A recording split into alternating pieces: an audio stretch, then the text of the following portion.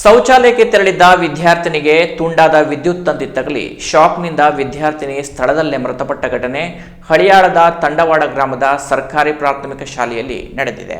ಹಳಿಯಾಳದ ತಂಡವಾಡ ಗ್ರಾಮದ ಸರ್ಕಾರಿ ಪ್ರಾಥಮಿಕ ಶಾಲೆಯ 2ನೇ ತರಗತಿ ಓದುತ್ತಿದ್ದ ಸಾನ್ವಿ ಬಸವರಾಜ ಗೌಳಿ 8 ವರ್ಷ ಸ್ಥಳದಲ್ಲೇ ಮೃತಪಟ್ಟ ಬಾಲಕಿಯಾಗಿದ್ದು, ಶಾಲೆಯ ಆವರಣದ ಶೌಚಾಲಯದ ಬಳಿಯೇ ಬೋರ್ವೆಲ್ ತೆಗೆಸಲಾಗಿದ್ದು, ಇದಕ್ಕೆ ಅನಧಿಕೃತ ವಿದ್ಯುತ್ ಸಂಪರ್ಕ ಪಡೆಯಲಾಗಿತ್ತು.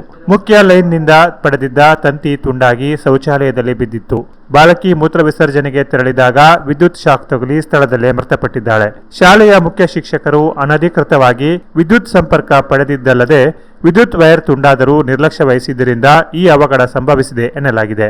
ಈ ಬಗ್ಗೆ ಮಾಹಿತಿ ಪಡೆದ ತಹಶೀಲ್ದಾರ್ ಪ್ರವೀಣ್ ಹುಚ್ಚನ್ನವರ್, ಸಿಪಿಐ ಜಯಂತ್ ಪಾಟೀಲ್ ಭೇಟಿ ನೀಡಿ ಪರಿಶೀಲನೆ ನಡೆಸಿ ಶವವನ್ನ ಹಳಿಯಾಳ ಸರ್ಕಾರಿ ಆಸ್ಪತ್ರೆಗೆ ರವಾನಿಸಿ ಮರಣೋತ್ತರ ಪರೀಕ್ಷೆ ನಡೆಸಲಾಗಿದೆ.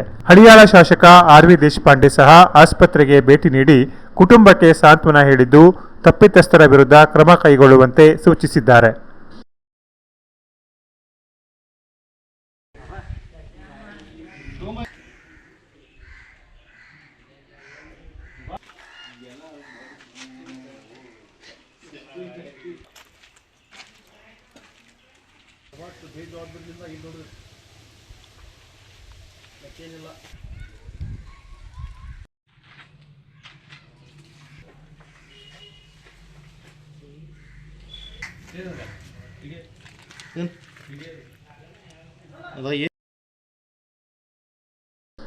Canara plus news Haliyal.